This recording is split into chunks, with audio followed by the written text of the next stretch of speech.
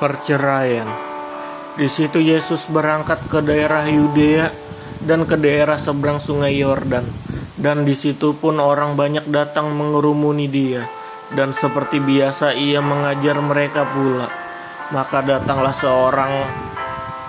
datanglah orang-orang Farisi dan untuk mencobai Yesus. Mereka bertanya kepadanya, apakah seorang suami diperbolehkan menceraikan istrinya? Tetapi jawabnya kepada mereka, apa perintah Musa kepadamu? Jawab mereka, Musa memberi izin untuk menceraikannya dengan membuat surat cerai. Lalu kata Yesus kepada mereka, justru karena ketegaran hatimulah, maka Musa menuliskan perintah ini untuk kamu. Sebab pada awal dunia Allah menjadikan mereka laki-laki dan perempuan. Sebab itu laki-laki akan meninggalkan ayahnya dan ibunya dan bersatu dengan istrinya, sehingga keduanya itu menjadi satu daging. Demikianlah mereka bukan lagi dua, melainkan satu. Karena itu apa yang telah dipersatukan Allah tidak boleh diceraikan manusia. Ketika mereka sudah di rumah, murid-murid itu bertanya pula kepada Yesus tentang hal itu. Lalu katanya kepada mereka, barang siapa menceraikan istrinya lalu kawin dengan perempuan lain, ia hidup dalam perzinahan terhadap istrinya itu. Dan jika si istri menceraikan suaminya dan kawin dengan laki-laki lain, ia berbuat zina. Yesus memberkati anak-anak. Lalu orang membawa anak-anak kecil kepada Yesus supaya ia menjamah mereka. Akan tetapi murid-muridnya memarahi orang-orang itu. Ketika Yesus melihat hal itu, ia marah dan berkata kepada mereka, biarkan anak-anak itu datang kepadaku, jangan menghalangi mereka, sebab orang-orang yang seperti itulah yang mempunyai kerajaan Allah. Aku berkata kepadamu, sesungguhnya barang siapa tidak menyambut kerajaan Allah seperti seorang anak kecil, ia tidak akan masuk ke dalamnya. Lalu ia memeluk anak-anak itu dan sambil meletakkan tangannya atas mereka, ia memberkati mereka. Orang kaya sukar masuk kerajaan Allah.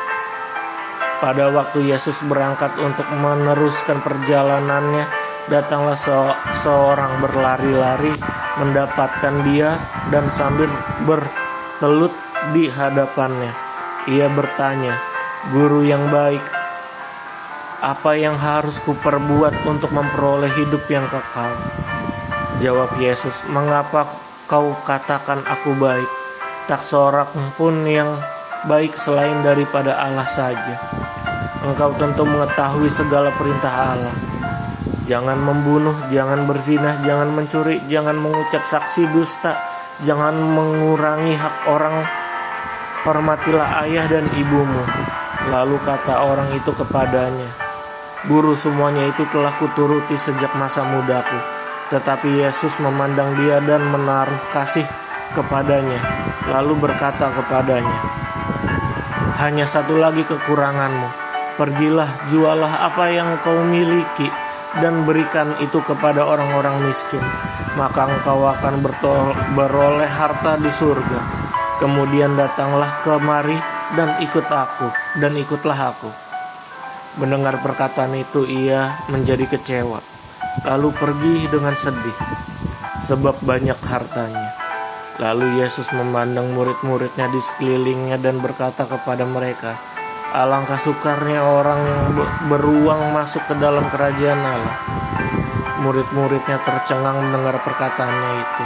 Tetapi Yesus menyambung lagi, anak-anakku, alangkah sukarnya masuk ke dalam kerajaan Allah. Lebih mudah seekor unta melewati lubang jarum daripada seorang kaya masuk ke dalam kerajaan Allah. Mereka makin gempar dan berkata seseorang kepada yang lain, jika demikian siapakah yang dapat diselamatkan?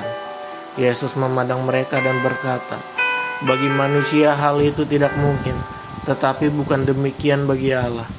Sebab segala sesuatu adalah mungkin bagi Allah. Upah mengikut Yesus. Berkatalah Petrus kepada Yesus, Kami ini telah meninggalkan segala sesuatu dan mengikut Engkau." Jawab Yesus, "Aku berkata kepadamu, sesungguhnya tiap orang yang karena aku dan karena Injil meninggalkan rumahnya, saudara laki-lakinya atau saudara perempuan, ibunya atau bapaknya, anak-anaknya atau ladangnya, orang itu sekarang pada masa ini juga akan menerima kembali 100 kali lipat. Rumah, saudara laki-laki, saudara perempuan, ibu, anak, ladang, sekalipun disertai berbagai penganiayaan. Dan pada zaman yang akan datang ia akan menerima hidup yang kekal. Tetapi banyak orang yang terdahulu akan menjadi yang terakhir, dan yang terakhir akan menjadi yang terdahulu." Pemberitahuan ketiga tentang penderitaan Yesus. Yesus dan murid-muridnya sedang dalam perjalanan ke Yerusalem, dan Yesus berjalan di depan murid-murid merasa cemas, dan juga orang-orang yang mengikuti dia dari belakang merasa takut. Sekali lagi Yesus memanggil ke-12 muridnya dan ia memulai mengatakan kepada mereka apa yang akan terjadi atas dirinya. Katanya, "Sekarang kita pergi ke Yerusalem, dan Anak Manusia akan diserahkan kepada imam-imam kepala dan ahli-ahli Taurat, dan mereka akan menjatuhi dia hukuman mati, dan mereka akan menyerahkan dia kepada bangsa-bangsa yang tidak mengenal Allah, dan ia akan diolok-olokkan, diludahi, disesah, dan dibunuh, dan sesudah 3 hari ia akan bangkit." Permintaan Yakobus dan Yohanes, bukan memerintah melainkan melayani. Lalu Yakobus dan Yohanes, anak-anak Zebedeus, mendekati Yesus dan berkata kepadanya, "Guru, kami harap supaya Engkau kiranya mengabulkan suatu permintaan kami." Jawabnya kepada mereka, "Apa yang kamu kehendaki aku perbuat bagimu?" Lalu kata mereka, "Perkenankanlah kami duduk dalam kemuliaan-Mu kelak, yang seorang lagi di sebelah kananmu dan yang seorang di sebelah kirimu."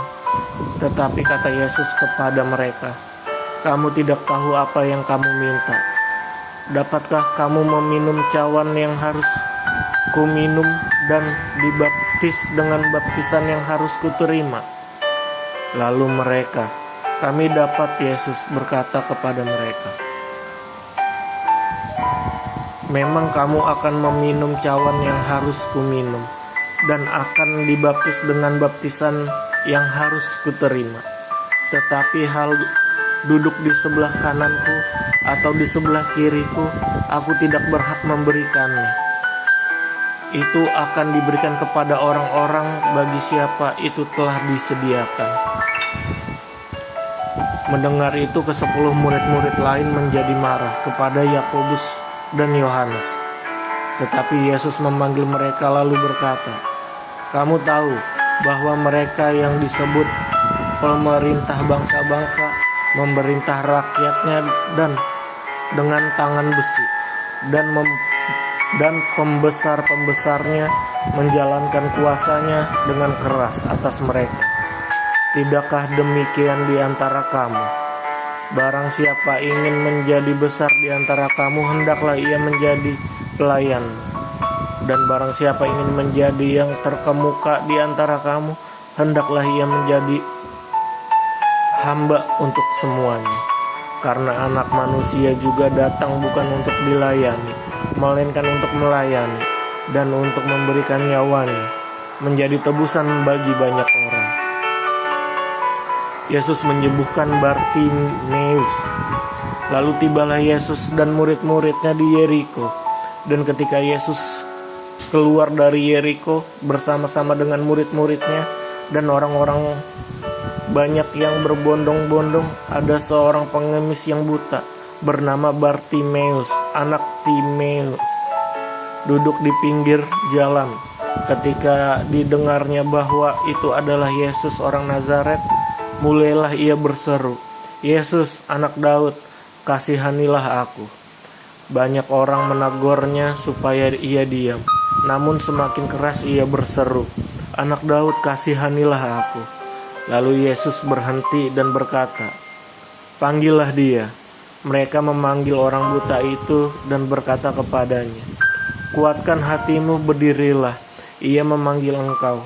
Lalu ia menanggalkan jubahnya, ia segera berdiri dan pergi mendapatkan Yesus. Tanya Yesus kepadanya, "Apa yang kau kehendaki supaya aku perbuat bagimu?" Jawab orang buta itu, "Rabuni, supaya aku dapat melihat."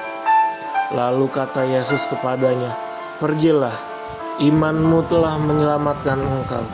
Pada saat itu juga melihatlah ia, lalu ia mengikuti Yesus dalam perjalanannya.